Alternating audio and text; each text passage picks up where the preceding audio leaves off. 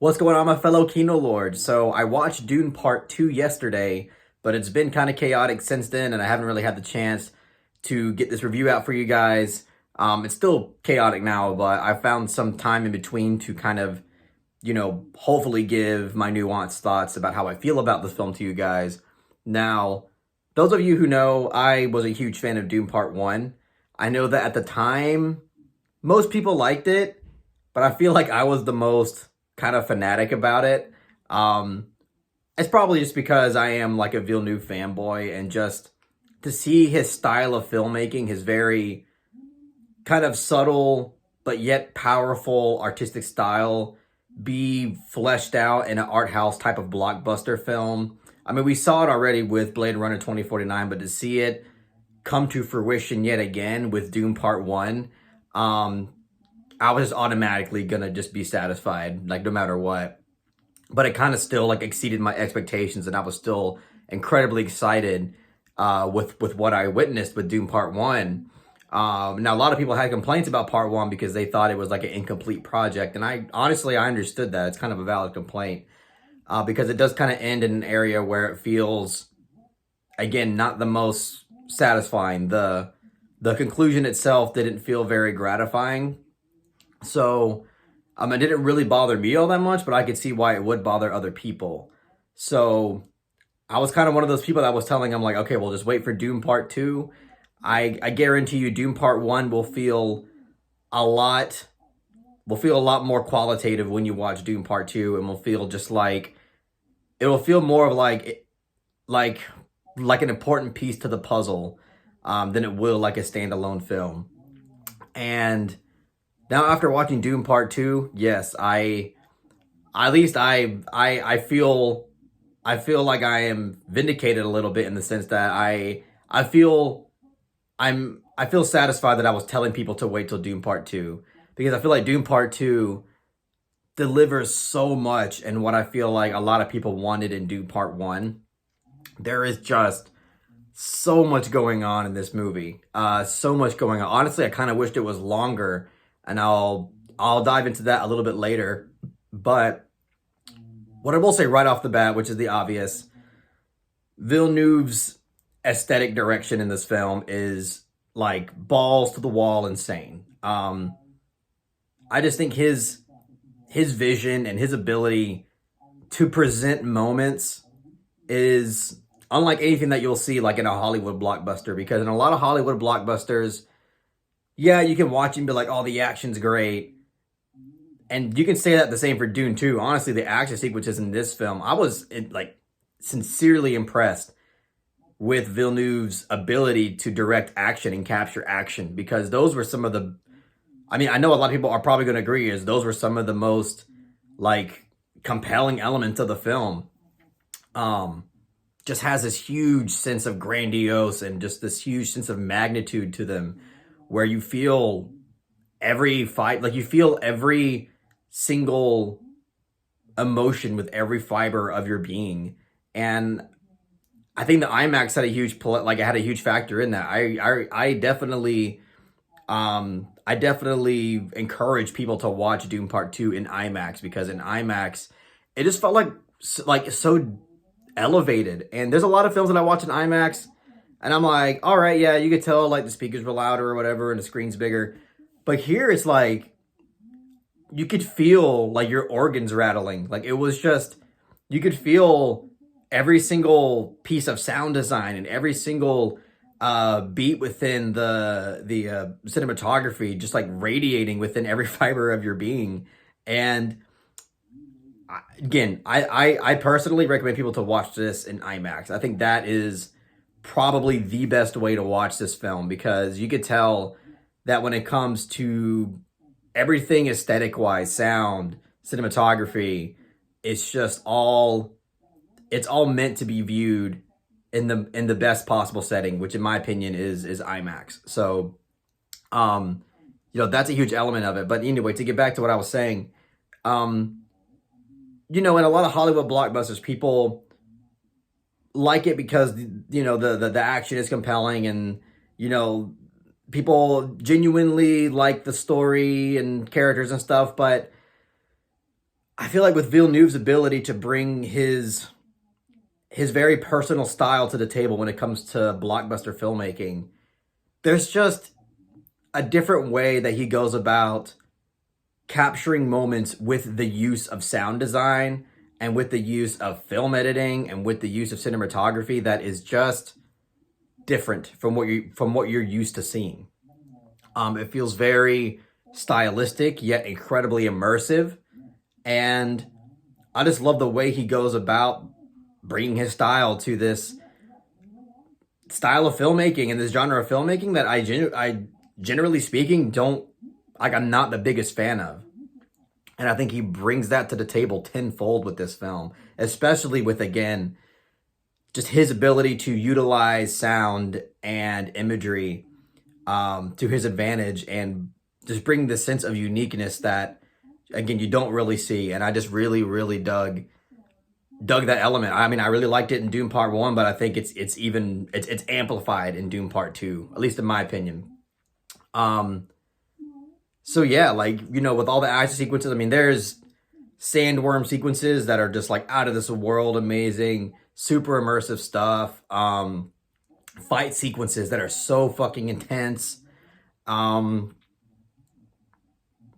guess I'll just move on to talking about Austin Butler, because talking about fight sequences, Austin Butler is really great in this film. He might be my favorite performance in this film. I don't know if he's my favorite character, but performance-wise, he was excellent. Like, incredibly vile and menacing throughout the entire experience. I bought every single ounce of just his sheer evil that he was radiating from his character. Like, he was great in this movie. I honestly didn't expect him to be that good, and he was excellent. Like, I definitely think he deserves to get a nom. It's crazy. It's kind of a shame that this film is, it got delayed so much that, we have to wait a long time to see this film get nominated for Oscars. There's a chance that it might lose some steam by the time the next Oscars come around. But I do think that Austin Butler, at this early stage of 2024, kind of deserves to be up there in terms of best supporting actor performances, I guess. He was really great in this movie. All the actors were freaking great in this movie. Bautista, I know people probably will criticize him yet again for, screaming the entire time. But I don't know, I just think that's part of his character. Like, he's a very rambunctious, obnoxious, testosterone-fueled character that is flawed because of that element of his character. He's not the most, intelligent, calculated type of character. He kind of relies a lot on his toxic masculinity and his bravado, to kind of steer his leadership skills. And I hope that people kind of realize that with Dune Part 2. But I thought he was great. I think everybody's really great in this film. I'm not really like a Timothée Chalamet truther. Like, I'm not somebody who's just obsessed with him. Really the only film that I can think of that I was blown away by his acting was Call Me By Your Name. Like, I think he was incredible in that film. Just the amount of emotional nuances that he had to bring to the table for that, I think was really impressive. But, it's been a while since I've seen anything that I've been blown away by him. And I'm not saying that I'm blown away by his performance in this film, but I think he is exactly what he needs to be in terms of portraying this character. And honestly, I don't know if I would have picked anybody else to portray this character, because I never read the book or anything, but according to the book, he is described very similarly to what Timothée Chalamet's character looks like and the attitude that he brings to the character. So, I think overall it's been a great casting choice, personally. And I think Zendaya also has to, she was another thing that people were kind of criticizing in Dune Part 1, her acting is kind of noticeable, it's not very convincing. And you know what? I guess I'll get into some of my criticisms here. Sorry if this review's all over the place. I'm just kind of speaking off the cuff. And, but anyway, yeah, so her character, I think she did a great job. I think that people will be more impressed by her performance here than in Dune Part 1. And I think that's partly because of the fact that she has more to do. She has more screen time. There's more demand from her performance, and I think that she does a great job. And I think this film actually has a huge focus on her in a way that you can tell within the next one in Dune Part 3 that she's going to have a huge role in it, and I'm really excited to see where they go with that. I've never read the book again, so I have no idea where this film's going. I'm just a Villeneuve fan, and I just love seeing his movies, and I think he's just doing a great job with Dune, so that's why I'm really loving Dune 1 and 2. But I'm really interested to see where the film takes her character. But what I will say in terms of criticism is there are elements of this film that feel a bit rushed and forced. And the romance between Timothée Chalamet's character and Zendaya is a huge element of that. Like that's basically kind of what I'm talking about. Is that there's the first half of this movie I think is great. It's a great first half, but I significantly like more the second half of this film than the first half. And I think the first half just there is a huge portion of it that dedicates itself to establishing the romance between Chalamet and Zendaya. And there's just something about it that I'm just not buying. Like, at least in the first half. I start to buy it a little bit more in the second half, but in the first half, it feels like it's rushed, and again, just a little bit forced. And there's not enough time to allow their feelings for each other to simmer and develop in a compelling way. And I don't really blame that on Villeneuve. I think that's probably more of a studio thing. They were probably telling Villeneuve, like, hey, this film's already really long. You know, we can't spend so much time on everything. And that's kind of one of the reasons why I said I wish this film was longer. Because if it was longer, I felt like I probably would have felt that connection between Chalamet and Zendaya a bit more. But in this film, it feels like almost like, okay, we got to do it because we need to do it, and let's just get it out of the way so we can move on to the second half of the movie. And it sucks because I wouldn't say to get rid of it like outright, because it's important, like especially when the second half of the film progresses and, you know, moving on to the whole like finale of the entire film. It's very apparent that their romance is essential to like the narrative and the drama and the conflict of the film. So I wouldn't like remove it or anything. I just feel like it needed more time to move at a more slower and more developing pace. And we didn't necessarily get that with the first half, unfortunately. And there's other parts of the first half that also feel just like a little bit too rushed. There's this one scene that I was really looking forward to because of the kind of buildup that they were, you know, kind of like leading up to it. And it's a scene where Chalamet's character drinks this the water of life, I think is what it's called. It's like this liquid that they get from like sandworm. It's like sandworm DNA or sandworm water or whatever. And that I was really looking forward to that scene, and it was a great scene. But there's something about it that felt like it happened too quickly. Like there was this huge build up to it, but then when it actually happens, it kind of happened too fast. And I was hoping that it was presented in a more, again, like slow moving way that really amplifies the magnitude of what's happening. And it felt like it rushed into it and it was done. And again, that is pretty much my biggest criticism of the movie, is that there's unfortunately elements of it that I think was just a bit rushed. But that's really like about it. Otherwise, I don't really have much complaints about it. I mean, sure, there's some moments of like expositional on the nose dialogue type moments where they're kind of like spoon feeding the audience of what they want them to know. But, you know, at the end of the day, this is like a Hollywood blockbuster film. Yes, Villeneuve does his best to bring his artistic style to it, and that's what makes it so unique and great. But it's going to have those elements of like, you know, we have to appeal to the general audiences and make sure they understand everything. And I can just understand that to some degree. So I'm not going to really knock it too much for that. The Lord of the Rings kind of, I mean, I love the Lord of the Rings, but it kind of does the same thing to where it's like, we have to make sure the audience understands these story details, or else they might not feel the impact of things that are to come. So I get that. And that's also kind of one of the problems I have with the romance too, is that I think it could have been captured better, because it is captured in a very like Hollywood way. It's not captured in like this interesting different kind of way. It just feels very Hollywood like. So but anyway, yeah. Either way, this film I think is overall like just it's an incredible action-packed blockbuster film that has so many elements of unique art house style to it that I just really really loved. Like I really really loved it, and it's thematically dense and compelling as well. Like one thing that I've never been huge on when it comes to Hollywood blockbusters and action films is that they're not, yeah, they're just dumb fun, and I can I can get behind that if I want to watch something that's just fun and entertaining.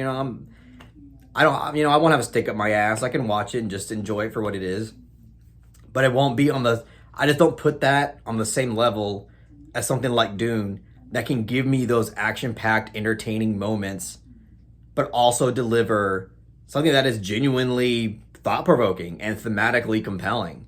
There's so much in this film that is allegorical,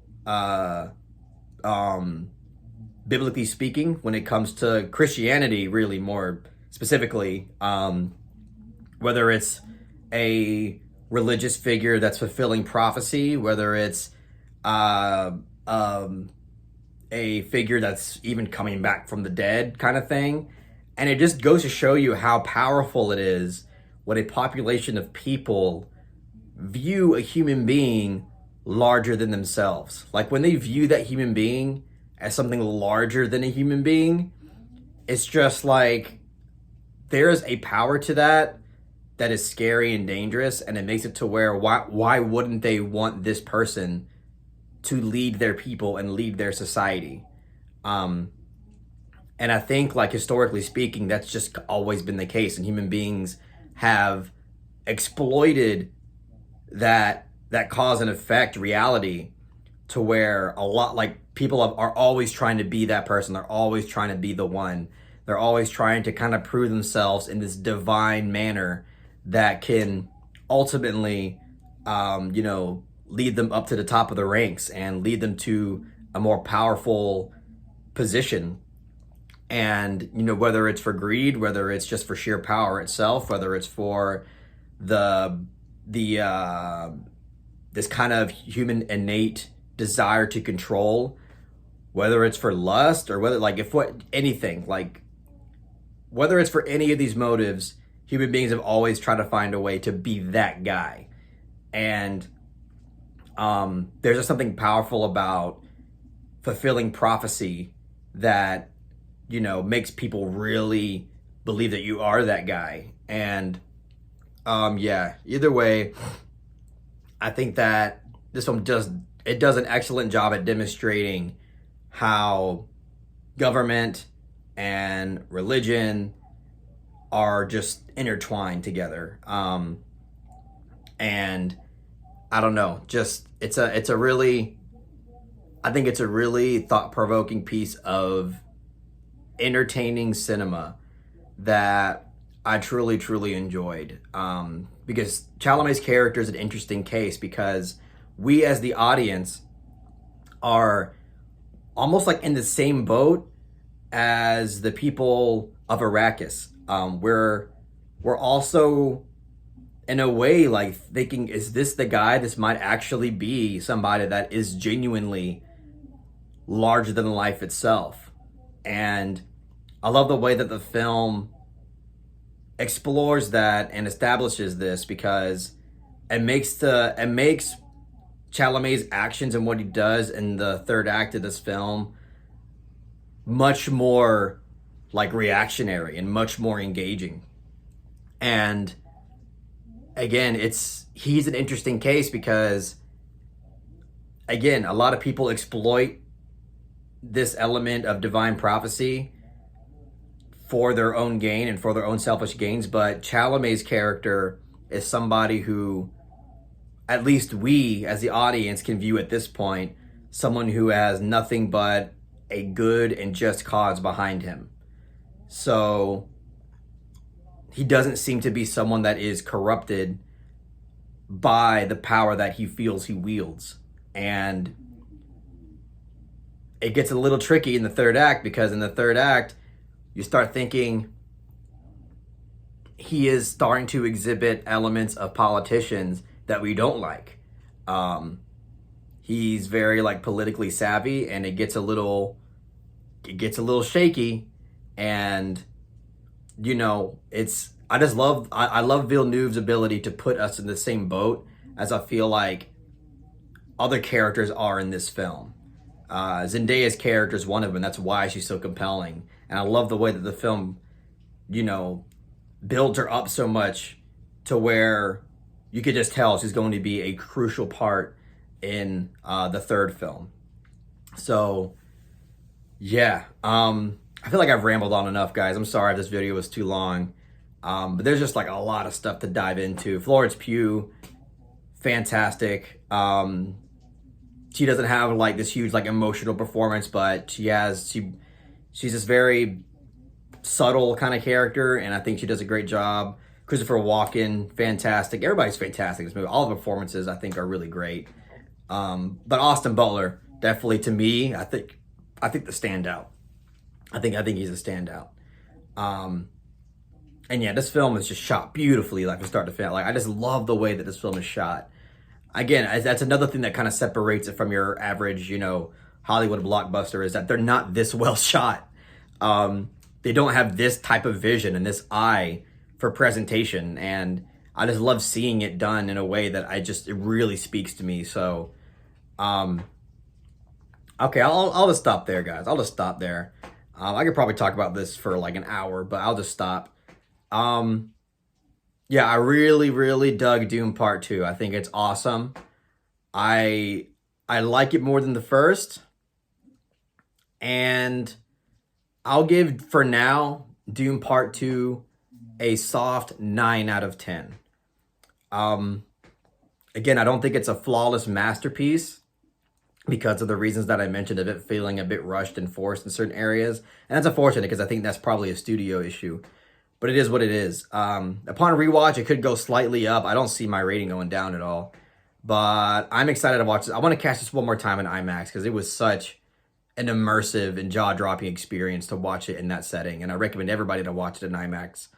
But anyway, that's all I'll say for now, guys. I hope you guys really enjoyed this review. If you really enjoyed it, please give it a thumbs up and share it amongst your friends. And don't forget to subscribe to the channel to be updated on more film-related content.